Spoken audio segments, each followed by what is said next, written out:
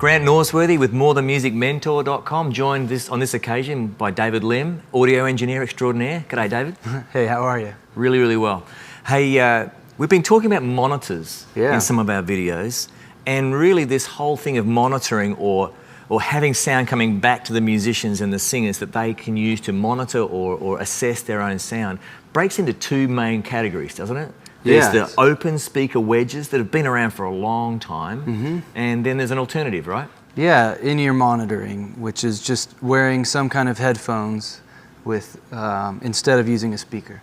Right. Okay. So, what we might call open speaker monitoring that I'm a bit of a fan of, and then there's in-ear monitoring, and we're actually finding that a lot of church bands are heading towards using the in-ear. It's a newer technology, and it often uses this sort of little console. It might still be in-ears that are operated from a big mixing console somewhere else in the room, but this is becoming very popular. The little console like this. What's this, David? Yeah, it's just a little personal monitor mixer, and this particular one has 16 channels, and so we just send audio to that, and people can control what they hear and how they want their mix to sound. Great. So they plug a little pair of in-ear buds or headphones into that, and they can control their own sound that comes to those ears, and they can really mix themselves what they want to hear.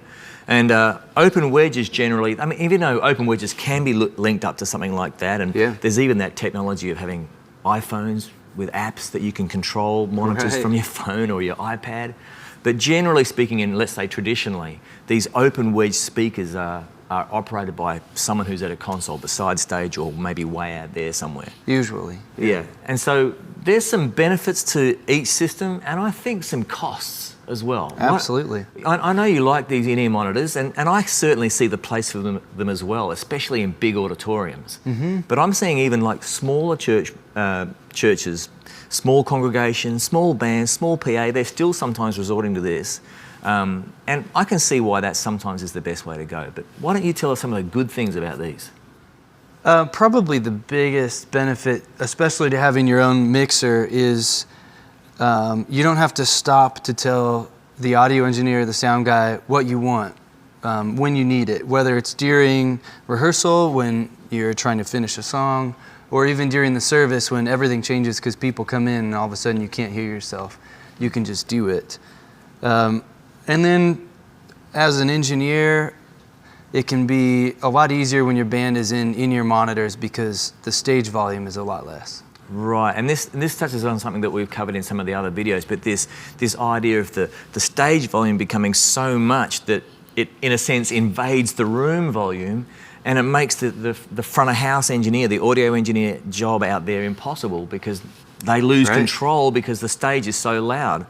And that's what we might call the volume wars. Oh, yeah. And that's probably a main downfall of the open wedges, a main benefit of the in-ears, because it takes away the effect of the volume wars on the whole room. And what we mean by the volume wars is, well, everything's this loud, so I need to make myself this loud. Well, then the other person says, well, I need to be this loud. And then the other person says, I need to be this loud. And before you know it, we're in crazy territory. And everything's out of control. People are in bad shape. It's called the everything louder than everything else syndrome. Yeah, the more me. More me. But I would argue that the more me syndrome can still happen with these in-ear monitors. This actually just gives you freedom to mix exactly what you want. So to me, a downside of these systems, even though they have this wonderful flexibility, it's very, very easy to mix for yourself just a lot of me and maybe a little bit of the lead singer, maybe a tiny bit of the drummer, and I won't listen to the keyboards at all. I won't listen to those backing singers at all. And then we have a musician who thinks, I'm just getting what I want. But it takes away the opportunity to hear their own playing or their own singing as part of the whole. Now, we could still do that if they took a mature approach to the mixing, but I've found that it rarely happens. I agree. Right?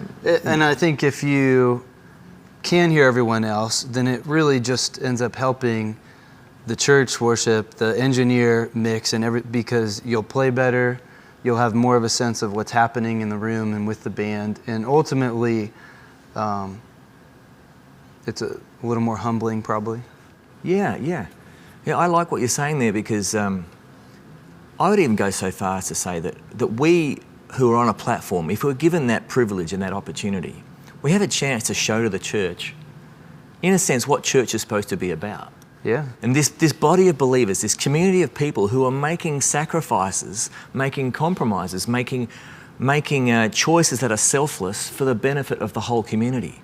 And this takes away the need for me to do that. Whereas open wedges, where we're actually having to share the same airwaves, not just with our other bandmates and singers, but we have to share the same air, the same vibrating air which sound is, with the whole congregation. So I'm going to have to make selfless choices to enable that to happen effectively. It can't be all about me anymore when I'm using those open wedges. Yeah, for sure. Thanks for watching. Make sure you check out the other videos in this series. Please subscribe to the channel.